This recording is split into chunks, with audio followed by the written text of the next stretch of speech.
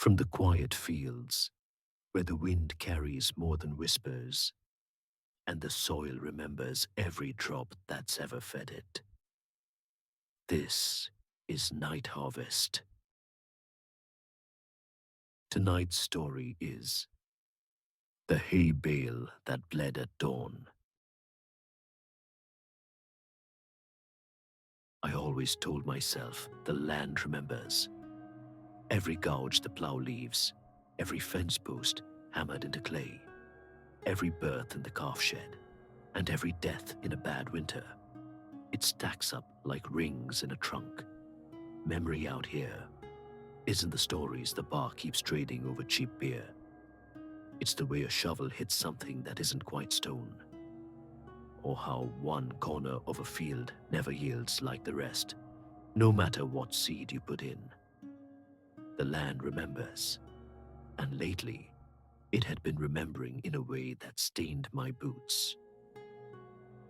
The first time I saw the bale bleed, the sun was nothing but a thin scar on the eastern rim, and the fog in the bottoms lay like low smoke. I'd come out before the heat to check the second cutting on the east pasture. Costs were biting. Diesel up, milk checked down. The bank, Olson at First Agricultural, had taken to calling me Caleb like we were boys together and asking about timelines. My wife, Ruth, always said, "Fields don't breathe on timelines.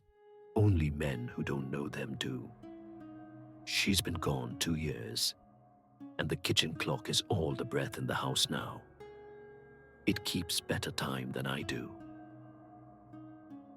I had the big round baler hitched to the 40/20, and the windrows from yesterday's rake lying even as Quran verse on the slope. The dew smoked off them in slow threads. The cattle watched me from beyond the woven wire fence, heads tipped, chewing, a jury of black eyes. Crows made their ragged parliament along the hedgerow, and the dog, Rookie, chased shadows between my boots. I put the PTO to turning, the belts thumping like an old heartbeat. A windrow fed into the baler's maw. The pickup teeth combed the stems and made something neat of all that chaos. It's a small, proud miracle, the way it gathers sunlight you can hold. I took the row, and then another. In my head, I calculated bales, 2 acres, 2 old debts, and if the weather held through Friday, maybe I'd sell it green and get a premium. The sound of the baler was a steady hymn. Then, near the notch where the old hedgerow dips, 50 yards from the line fence, something in the hay caught my eye. It lay where no windrow should have lain, like a shape had decided to sleep there instead. A bale, big as any other, maybe a hair larger, trussed in red twine that glowed damply in the new light. It hadn't been there last night when I parked the rake and drained a warm Lone Star on the porch. "Now, how'd you sneak yourself in?" I said, half to Rookie, who stiffened and let out a small, whiny yip. The cattle had shifted. The whole herd had drifted to the far corner, as if some unspoken command had pressed them there. Rumps against fence, heads turned away. The crows had gone still. Even the dew seemed to hesitate in its rise. I cut the tractor and climbed down. My boots sank into the field hummock, wet seeping my socks. As I came up to the bale, my breath smoked in a way morning air had no right to keep. Not in August. The twine had been tied with an odd care, the knots more like stitches than any blunt farmer's work. And the hay itself, timothy, fescue, a sliver of clover, was braided into the tightest wrap I'd ever seen. It was beautiful in the way other people think a holy relic is beautiful. I reached to pat it, a dumb hello to a dumb thing, and my fingers came away red. I told myself it was rust, red clay. You can talk yourself around a lot if it keeps you moving. But when I rubbed thumb to forefinger, it slicked and stringed and held between them like sap, and I smelled iron. You don't forget the smell of blood after you've helped a cow through a hard carving, or put down a limping heifer with Ruth's old 22. Iron, salt, the hollow sweet behind your nose. I wiped my hand in the grass and left wiped handprints in green that looked like someone had slapped the earth awake. The bale bled at the seam, in the place where round becomes round. It wept modestly at first, a thin bead, a shy seep. Then, as the light thickened, it quickened. Dark, threaded down the sides, spread, sank into the raked stubble, and made a shallow, quiet pool that no grass drank. Rookie whined again, tail tucked, and backed until his rump bumped my shin. I could feel him trembling. Country kids with a deer in a bad joke, I said out loud, so I could have the sound of me saying something. They stuffed a gut pile in it. Damn idiots. But there were no drag marks, no sloppy trail, just the bale and its slow weeping like it had the sunrise on a schedule. And there were no deer, none of the usual morning life, no mourning doves punching holes in the quiet.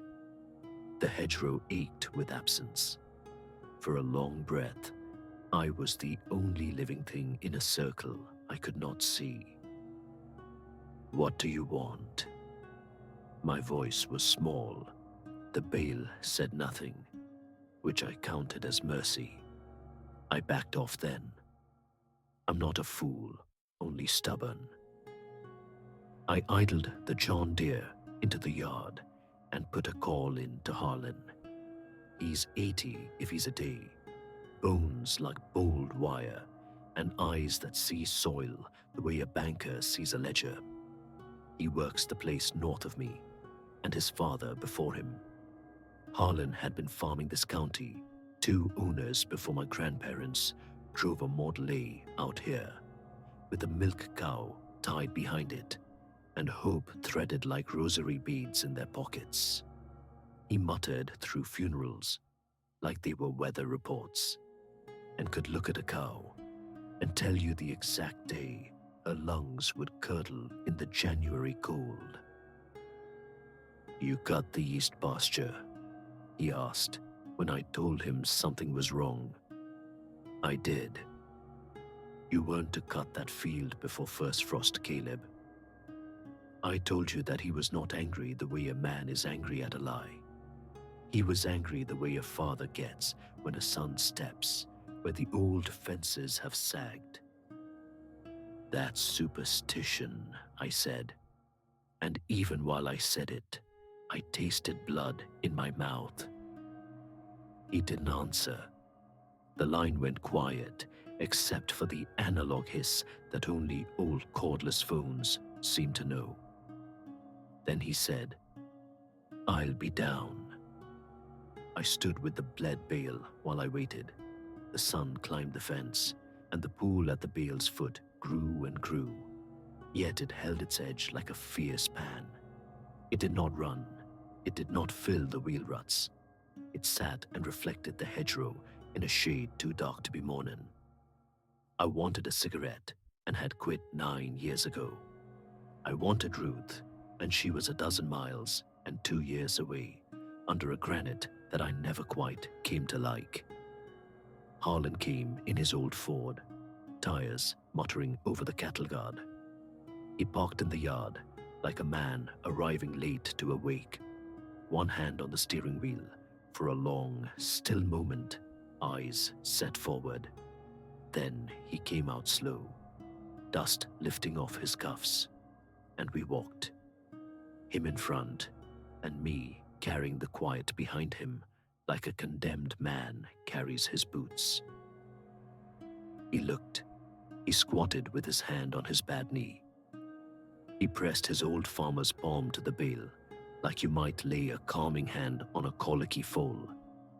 When he lifted it, his palm was wet and red. "This is your blood," he said, not a question. "Don't play games."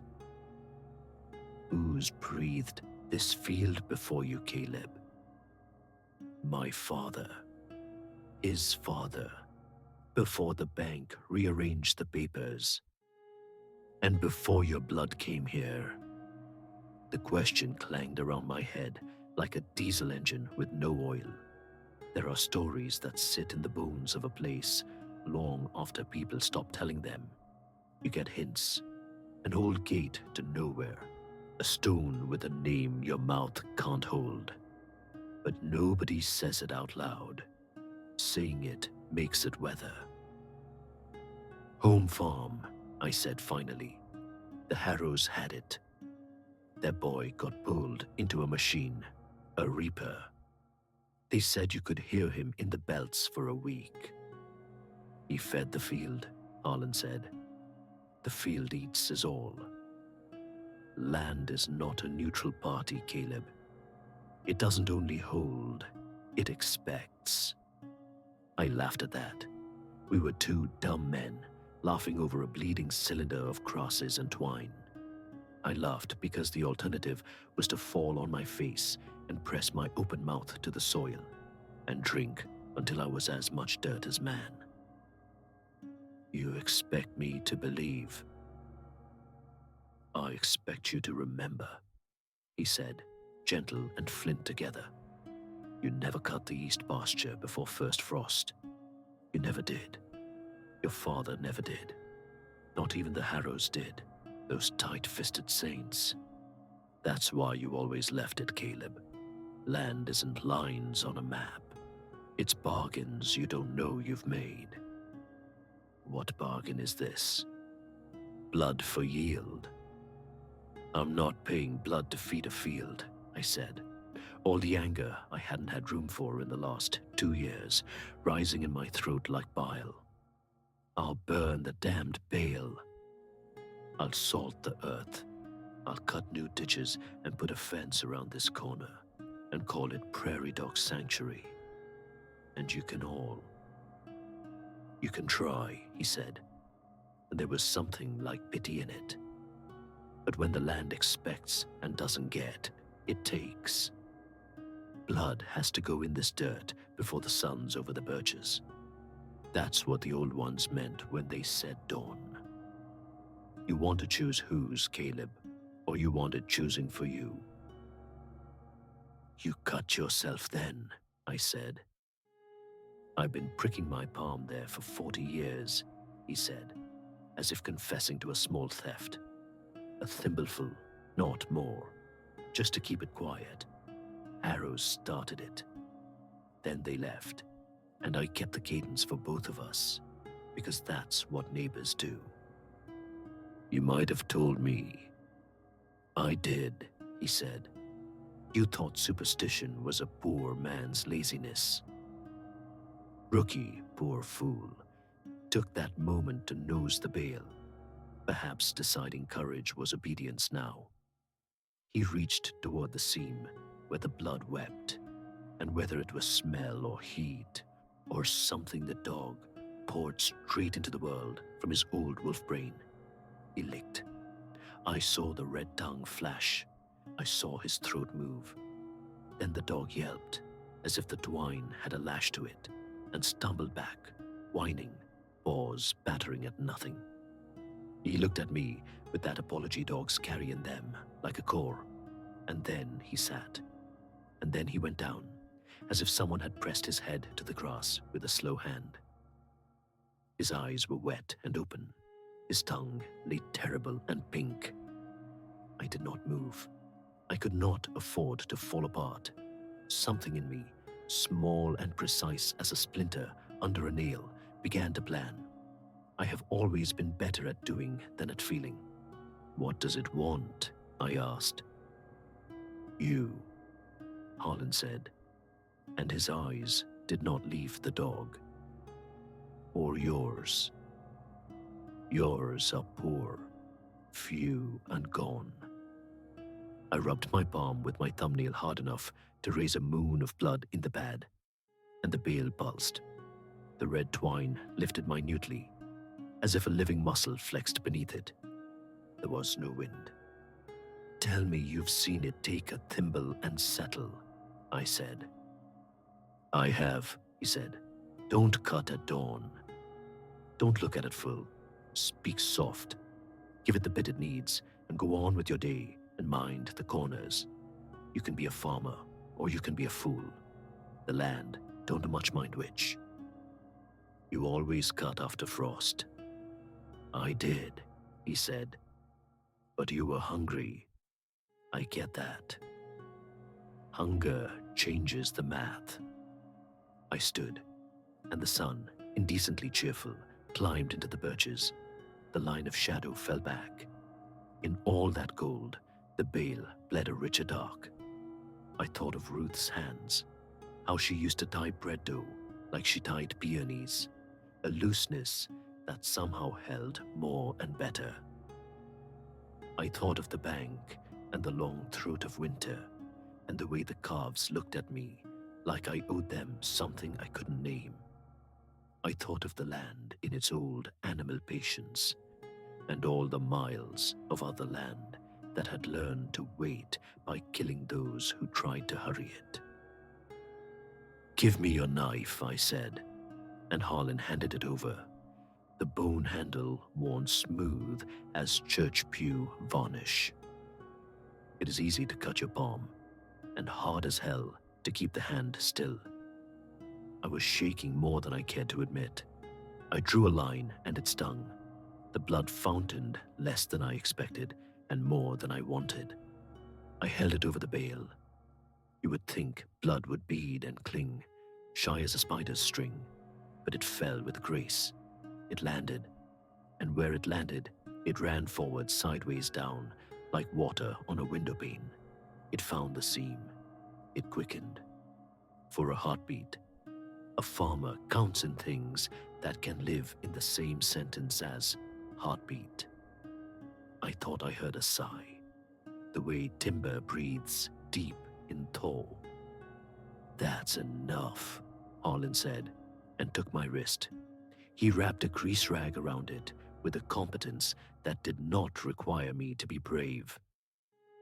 "Say your piece." "What piece?" "You say what your people promised.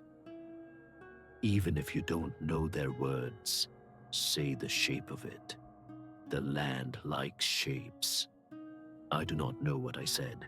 The words came up like something you cough when the chest finally lets go. I said I was sorry, and I said I would wait next time, and I said the dog's name and my wife's name, and I called the field by the name my father used when he lost his temper with its stupider corners. And I said the old names, the Harrows, and before them the Chalks, and before them whatever the county clerk had misheard some patient Irish as. And when I had run out of names, I shut my mouth. We stood. The light got a little meaner, the way it does after sunrise, when the workday is no longer romantic. The bale continued to weep, but slower, as if each drop now had to argue its way free. The pool at its base had spread a hand's breadth, then another, then stopped. The cattle, somewhere in the far corner, started up their morning rumble again. A crow shouted a harsh word and was answered. Rookie lay like a piece of a shadow stolen by noon. I told myself he looked peaceful, and that was a lie I could afford. "You'll sweep around it," Harlan said. "Leave that bale where it is. When frost comes, you burn it. Don't burn it now. Fire is a promise you can't make and not keep. What happens if?"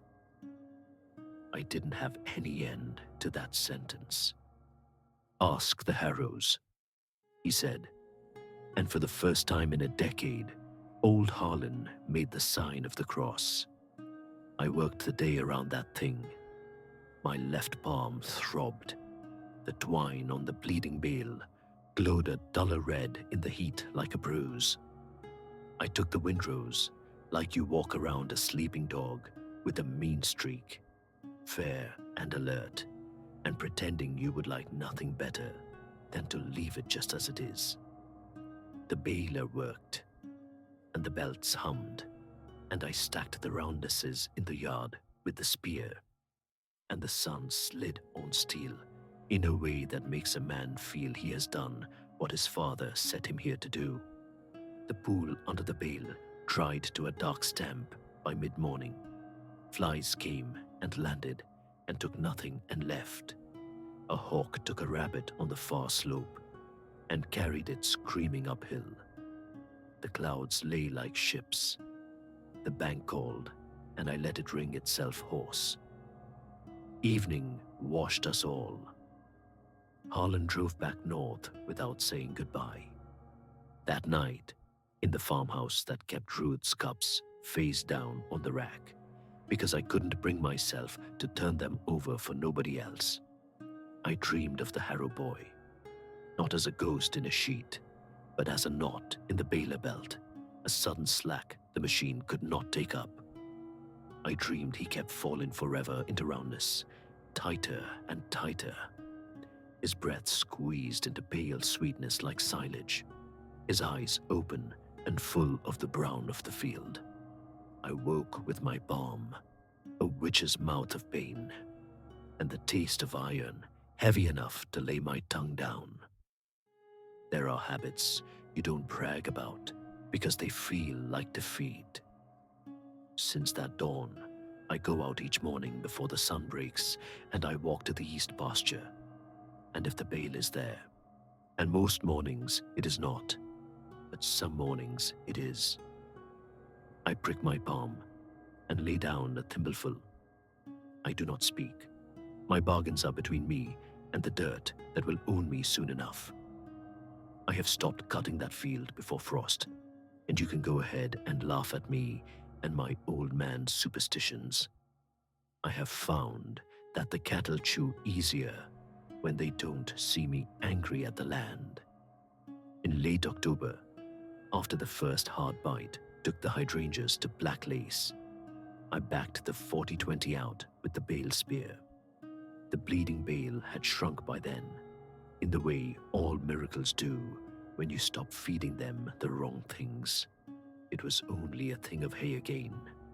I speared it and lifted it and carried it to the spot where Ruth and I used to burn our trash when we were too tired or proud to take it into town. The frost made my breath enormous. The twine seemed a little rubbery, like a vein. I set it on the ashes, and I lit it, and I stood. The fire took it honest, like it had been waiting to do. The smoke smelled like August and coins. I did not hear any wailing. I did not see a face. I only stood with that burn, and when the ash fell in on itself like a heart agreeing to stop, I took the shovel, and I turned it once, twice, and I went inside to the house with its clocks, and I poured myself a whiskey in one of Ruth's cups, face up. When I pour out the day's blood on mornings when the bale is there, and there are fewer of those as the years go on, but still some, the field feels like it lifts a little under my feet, as if it is standing up as I stand. It is not gratitude. That would be childish.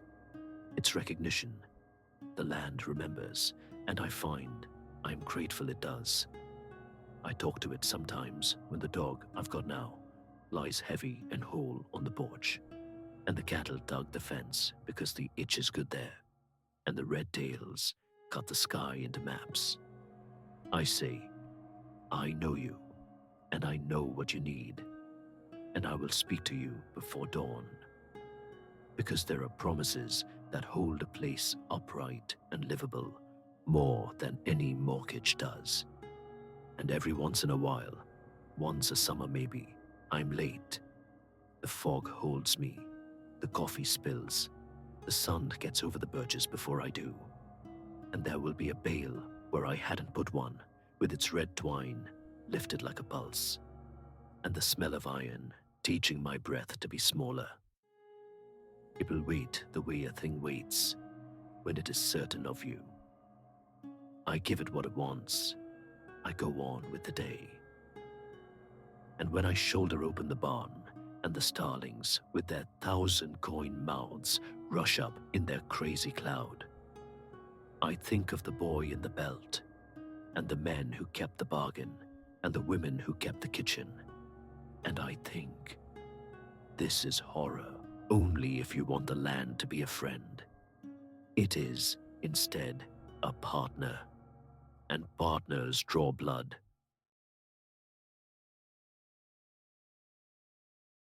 If you like this story and want to hear more like it, go ahead and hit that like button, subscribe, and remember, some stories only grow in the dark. Good night, everyone.